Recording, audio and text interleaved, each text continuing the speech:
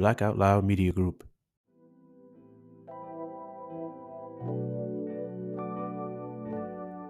Welcome back to another episode of the Brown Sugar Cafe podcast, the place where poetry meets conversation. I'm your host, Terrence P. Elmore, and before we get into today's topic, make sure you hit that plus sign so you don't miss an episode. Also, please subscribe to my blog, thebrownssugarcafe.blog, and if you find any value in this episode or any other episodes, make sure you leave a heartfelt review. So with that being said, let's get to it.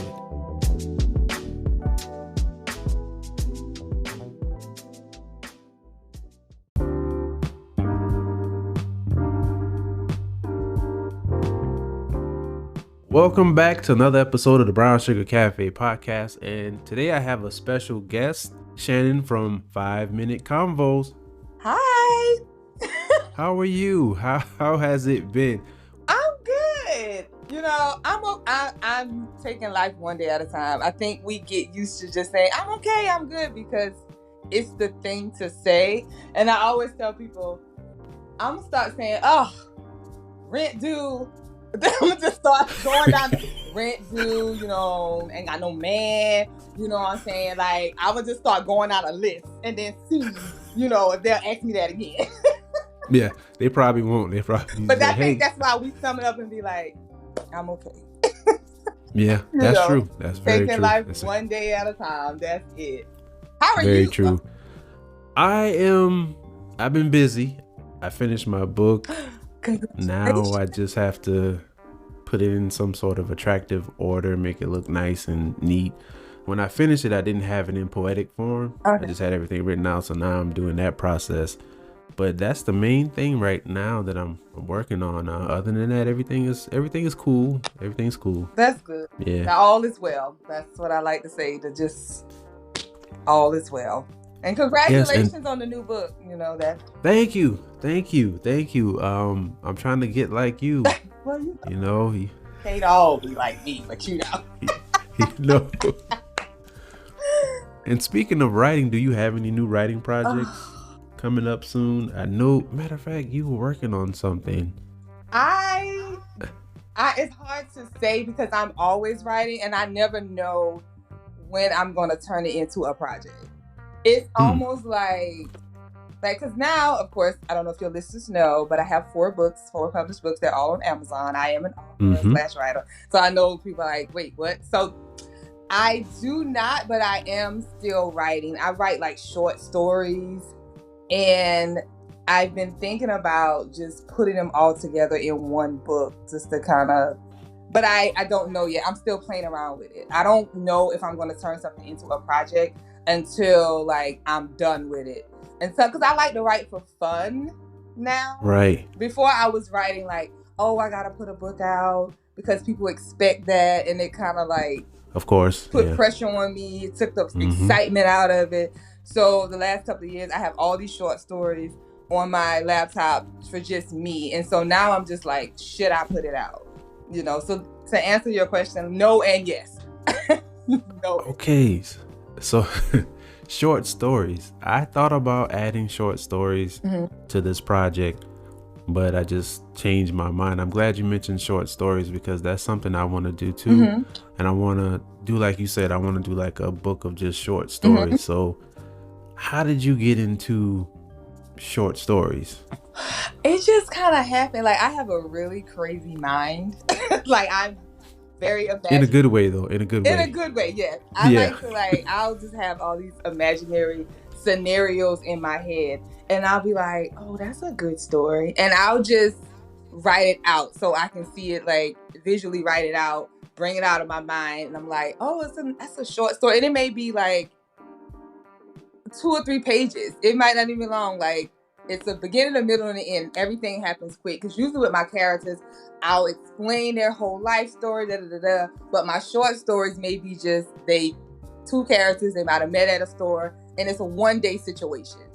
So, and that's kind of like how I do my short stories. I don't get in depth with anything. I just give a scenario, write about that scenario, make it a beginning, a middle, and an end, and that's it for a short story. Okay. Now I know who to call when I need some pointers on some short stories. Yeah, I've created the longer books through short stories where I'll know if the characters want me to keep them around or just give you a little piece of their life. So some characters will be like, no, I need you to tell my story.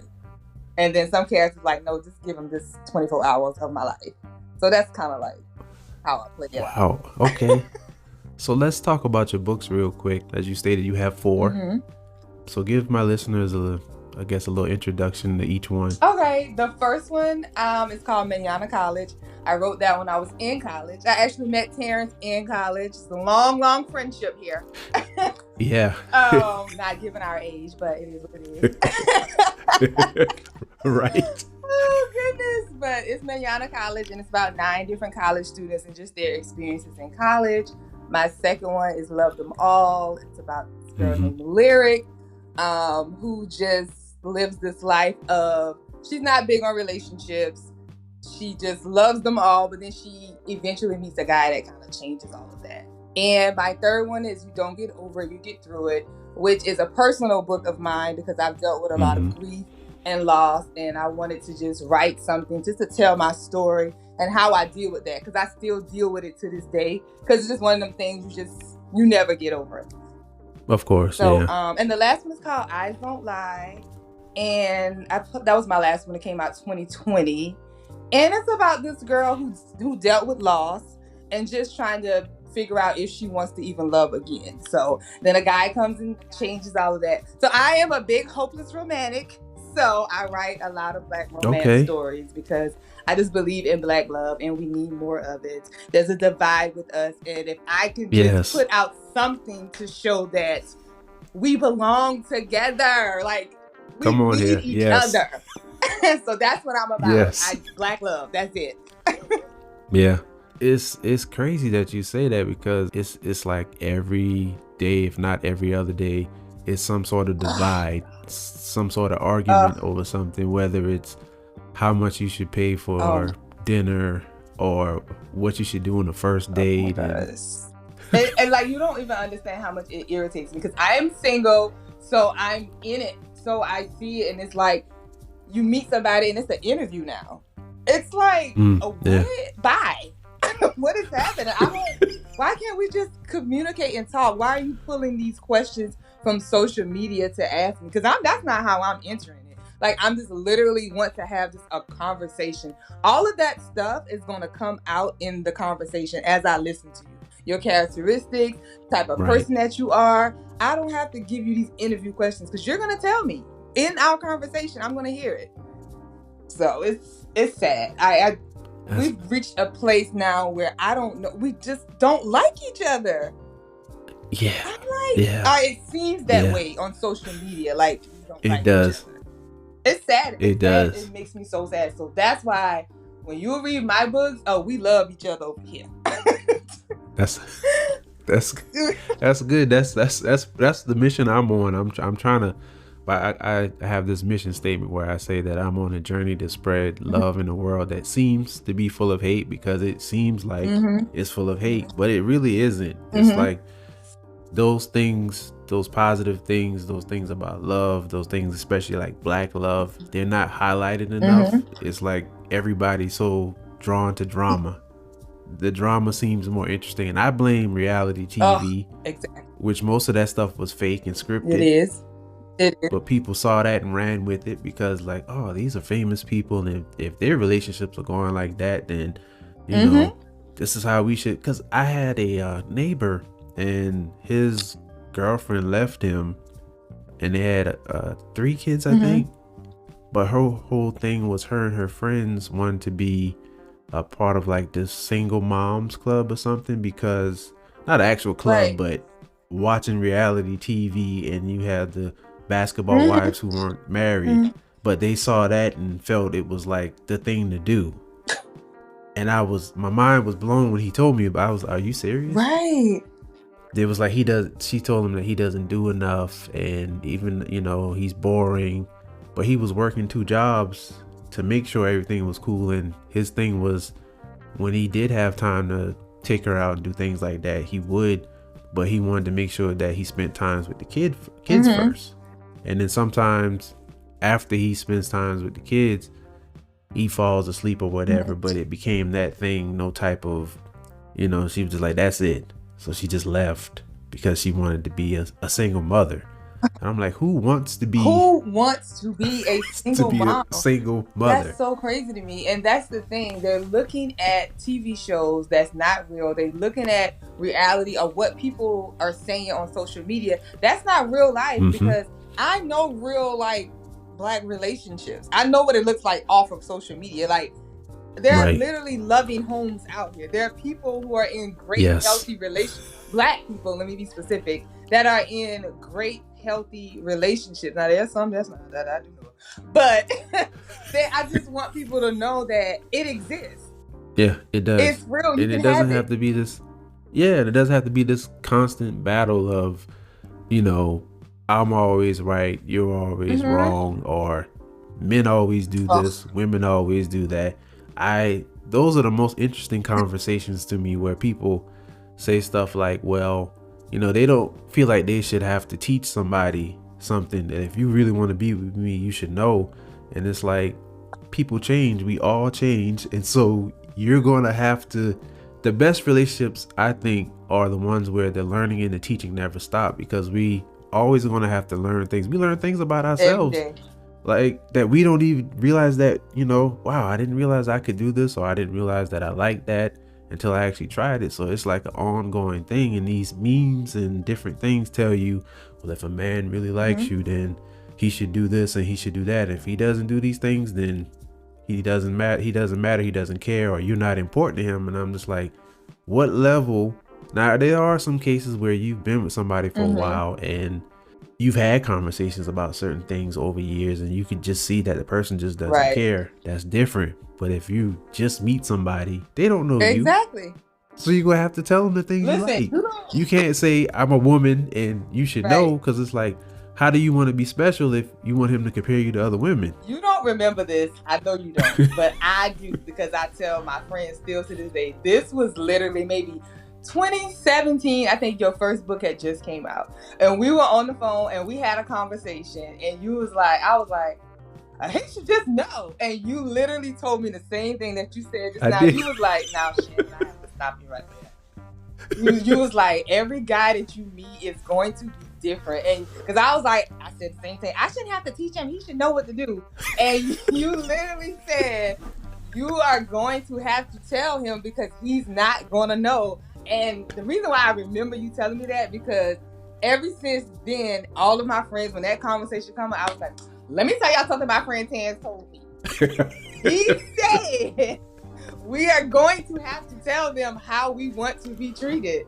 So you've been preaching that for a long time, and that literally always stands out to me when I meet somebody or when I'm having a conversation. I don't expect him to know. Like, I'm prepared to tell him how I want to be treated.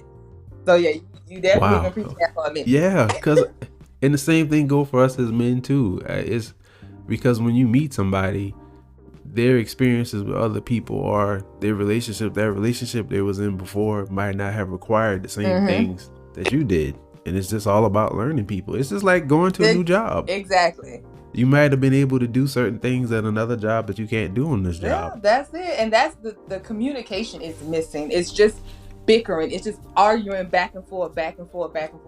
And like, no one's listening to each other. I'm so over the conversations.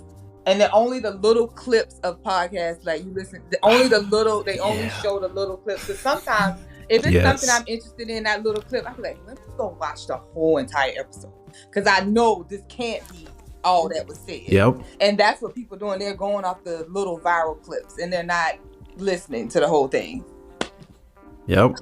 You never get the full understanding of a conversation from a clip. People run with it. And then some people just take information without even hearing the clip and act like they heard it because everybody's talking about it.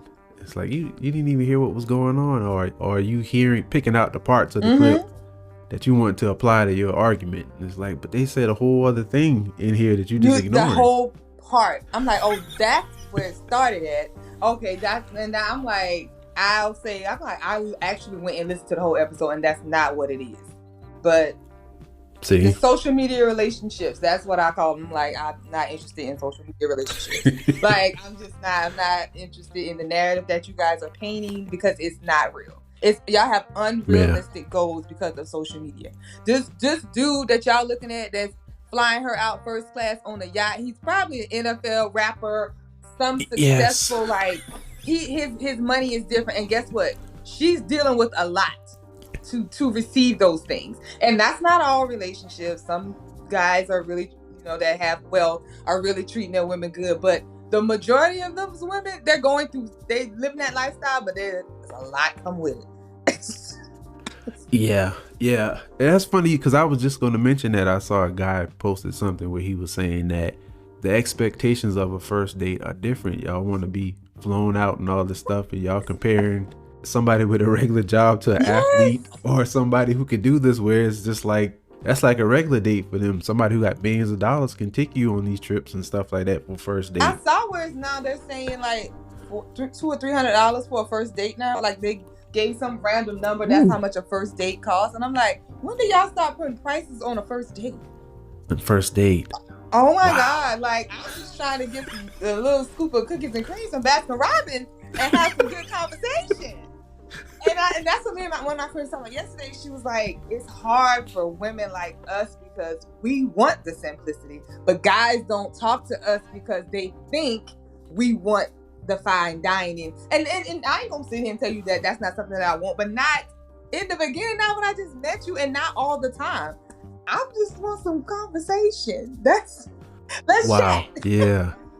So what do you think needs to be done, or do you have any suggestions for how that gap can be kind of bridged when it comes to conversations between men and women, single men and women, or just people in general, black people in general? Like, what suggestions do you have for us to kind of break up this divide and kind of get on at least similar conversations about things and actually understanding? And I don't know. It's a tough. The only thing I can suggest is that we start to listen to each other without screaming at each other. If you don't agree with what I say, like, don't cut me off. Listen to what I'm trying to tell you. We don't listen to each other. Yeah. So I definitely would say, like, we just have to start listening to each other and have that communication to say, help me understand. Okay, because you hear me saying, well, she don't da da da da da da. Listen to her and see why she feels this way. What happened in her life that is having her react this way? Vice versa. Listen to him. He is saying something without saying it, but you're not listening because all you see is what you want and how you want to feel. And we as women, we do that. It's how I feel. I. Like, when are you gonna really say, okay, what can I do to change how you feel? Like, you can't change how you feel, but just what can I do better on my end? So it just comes back to just listening. We're not listening to each other, and we both want simple things, but we making it seem like it's a bigger issue than what it is, when it's really not. It's really not. It could be so much as, I just want your time, but I don't know how to verbalize it. It's simple. I just don't know. So I react like this instead of saying, I really just need attention right now. That's it. But wow. Yeah. And then for that's good. And then for men, we aren't taught to show our emotions and things like that. Even from being little boys and things, you fall down, get up, walk it off, but you're not addressing the injury you just had or whatever. You're just walking it off. And we're taught to be strong. We're supposed to be protectors. And I had a conversation about this in a men's I guess it was like a webinar maybe or something, but the question was getting men to open up, and my answer was, he has to feel like he's in a safe space. If you don't feel like you're in a safe space, you're not going to open up. It's already hard enough for us as men in general to open up, but if you open up to somebody and then they throw it back in your face like you weak, he'll never open up. You're not going to open up. You never open up again. And the sad part about it is, if you two don't work out, the next woman is going to have to deal with that because he's going to be like, I don't want this to happen to me again because I don't want to look weak. And I hate that, because you're not weak. It's okay to show your vulnerability. Like, it's so freeing. Like, people don't understand it. And Yeah, but it is. again, when it comes to Black men, people don't create that space for them. They don't allow them to rest. Almost like, as soon as you say, "Oh, I want to rest," "Oh, he lazy."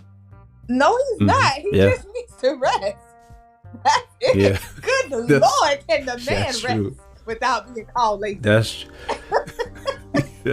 That is true. That's why I'm appreciative to my wife for allowing me to talk to her about things, because the most, I could say, traumatic thing that's happened, and I didn't even know that it would affect me like that, was when George Floyd was murdered. And we see that sort of thing all the time, sad to say, but that particular incident, it affected me differently.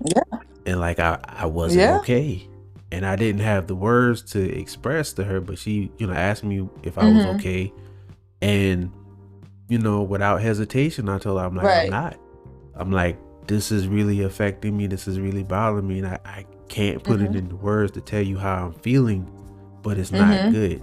And had I not been able to share that with her, it might have taken on a whole nother thing. But because I was able to say it out loud that I'm not okay, and she was like, you don't have to be, this what happened, you don't have to be okay, you shouldn't be okay.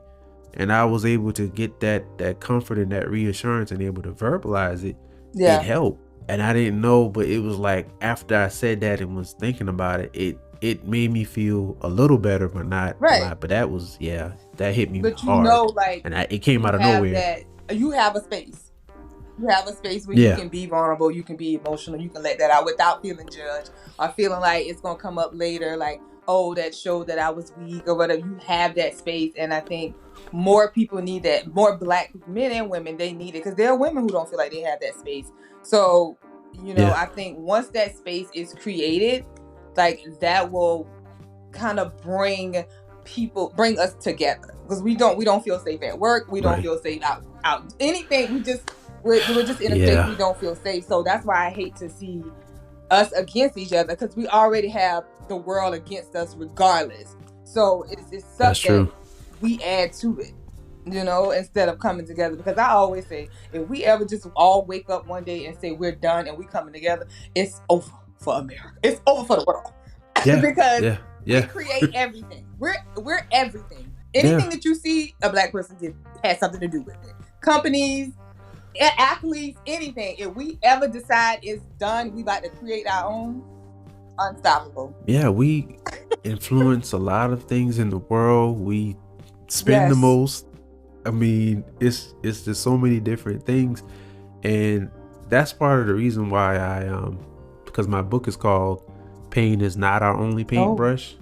Because of all the different negative things that I've been seeing, I wanted to show everybody, especially little Black boys and girls, that we're more than the negative things that we see on TV. Yes, these things happen, but it's more to us than that. So I wanted to put something positive out there that everybody can enjoy, but through the lens of Black people and as a Black man, because we have to enjoy everybody else's stories and apply it to our life. So I was like, hey, we got stories you can enjoy and apply to your life as well. It's not just the traumatic things that get the spotlight and the pain and the trauma, all these different slave movies every other month. I'm telling you, I'm tired of it. That we do smile, we do have happy moments, we do have joy. It's possible, but it's hard. They don't show that a lot. They don't show it a lot. So I think that it is up to us to just keep putting out things that are positive, showing us in a positive light, saying like, it can happen. You can have this. We deserve to smile and be happy. Yes, you can. Yes. So, let's talk about your podcast, 5 Minute Convo. What was the thought behind that podcast, and did your books have anything to do with you starting that podcast? Let us know a little bit about that. Well, 5 Minute Convo was created 2018, and it's funny because the reason how it was started, I had a podcast previous called You Are Not the Damn Teacher. I was a teacher for like 8 years. So me and a coworker started that podcast. But Anchor, this platform, this app called Anchor came out, and you could only record for 5 minutes. I don't know if you remember that. Oh, I didn't. I downloaded, but I never actually looked at it. It was 5 minutes. At first, like when it first came out, you Okay. could only like record for 5 minutes, and I was just like, Wow. And I was like, I didn't think of being a podcast. I would just be on there like just talking because I thought it was like fun. And I was like, well, I can create just a 5-minute podcast. And I was just like, oh, I can just call it 5-Minute Convo. And that way I can talk about what I want for 5 minutes. And that's just kind of like, how it was started. And then as time went on, Anchor allowed, now you can do long podcasts, but I had adapted this podcast and I loved just chatting for 5 minutes about what I wanted to talk about, because we live in a society where people just want to hear. They don't want to listen to no 2 and 3 hour podcasts. They just want to get in, hear what you got to say, and get on about their business. So I just enjoyed the 5-minute conversations, and that's just how 5-Minute Convo happened. Wow. Because Anchor only allowed 5 minutes. I never knew that. I never knew that. Yes. And I thought about expanding it, but I just got such good reviews and stuff, and people love the concept of it being 5 minutes. Oh yeah. And, and how at the end of every episode there's an affirmation, and so yes, that's just how it is, and I enjoy it. And it helps me because people with long podcasts, they like, oh, I got to come up with this, because with You Are Not the Damn Teacher, we had segments. So I remember. So just creating episodes was a job by itself, because you had to fill in those segments, and episodes were 45 to 55 minutes. So it's a job having a podcast. Yeah. Wow. Okay. So I'm glad I asked you that, because I just thought you was just like, hey, I'm gonna just make 5-minute conversation. No, that's how it started. That's literally how that came about, because Anchor only allowed 5 minutes. Wow. Okay. I know you thought it was gonna be this glorious story, but that was it.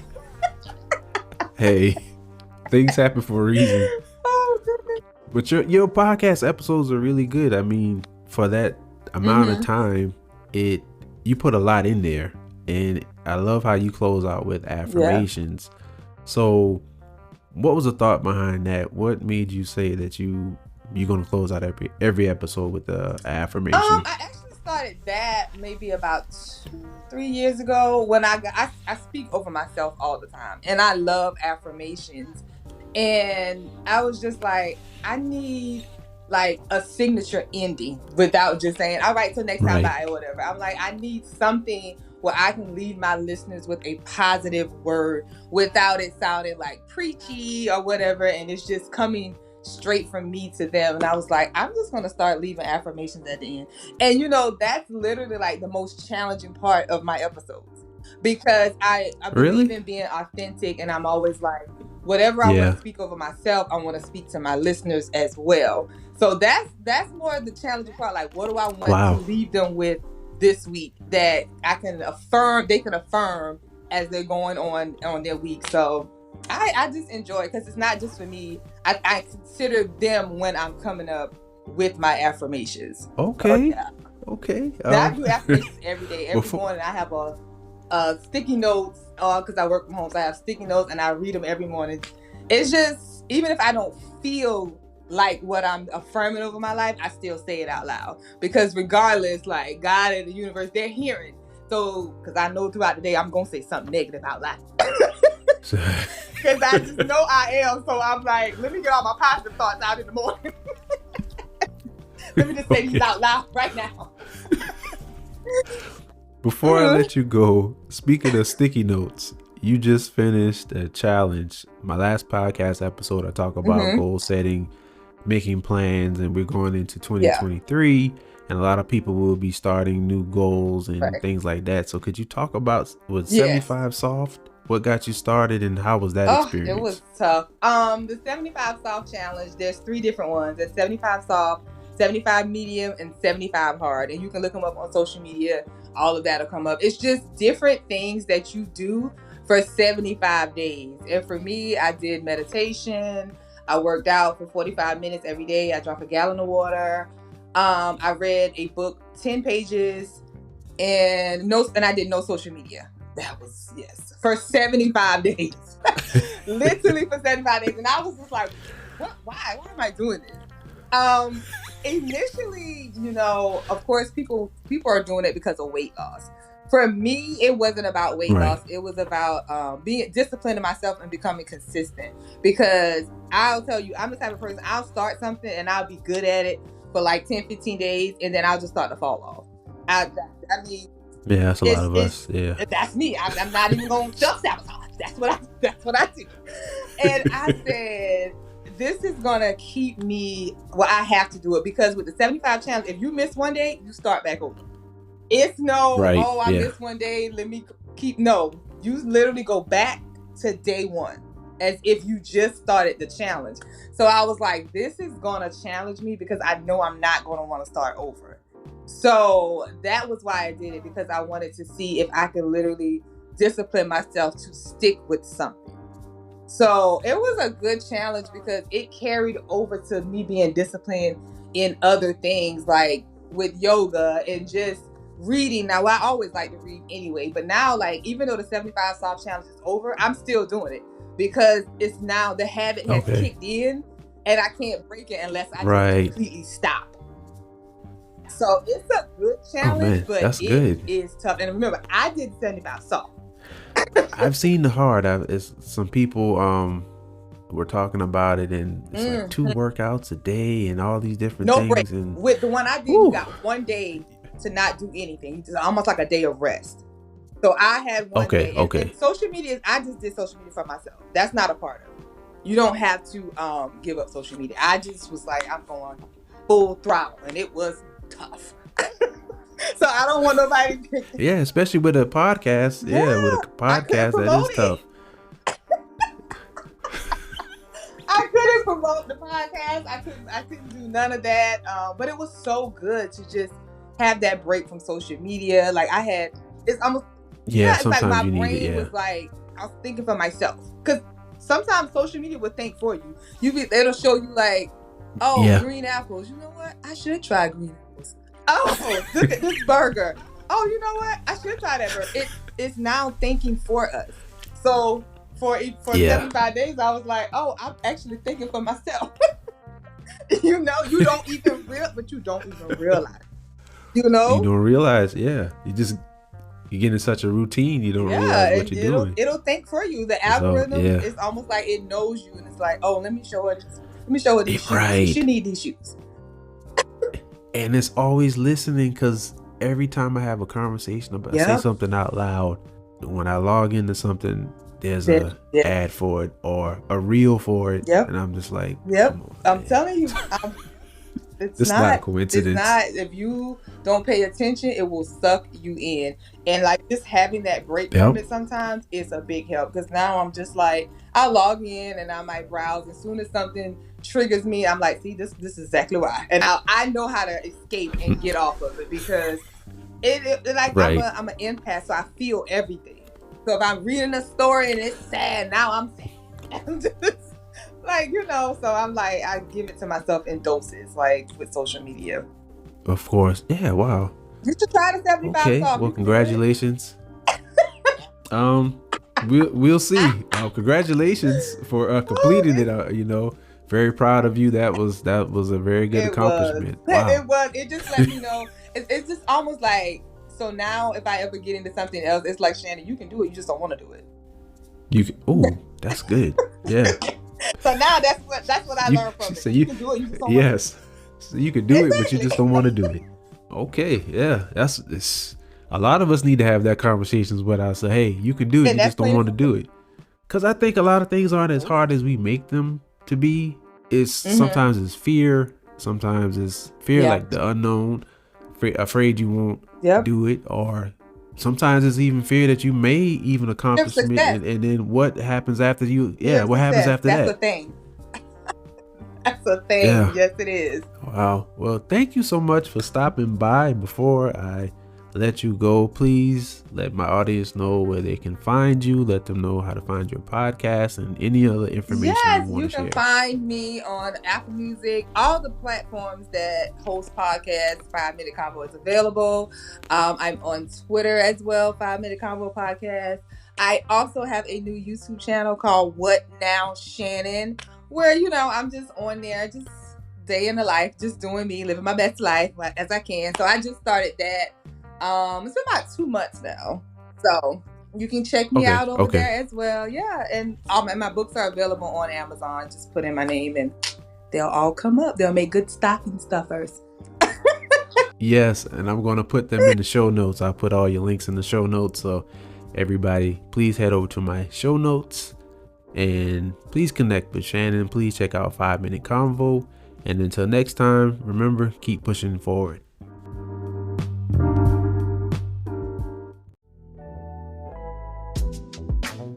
Thank you for tuning in to another episode of the Brown Sugar Cafe podcast. Once again, I'm your host, Terrence P. Elmore, and this is the place where poetry meets conversation.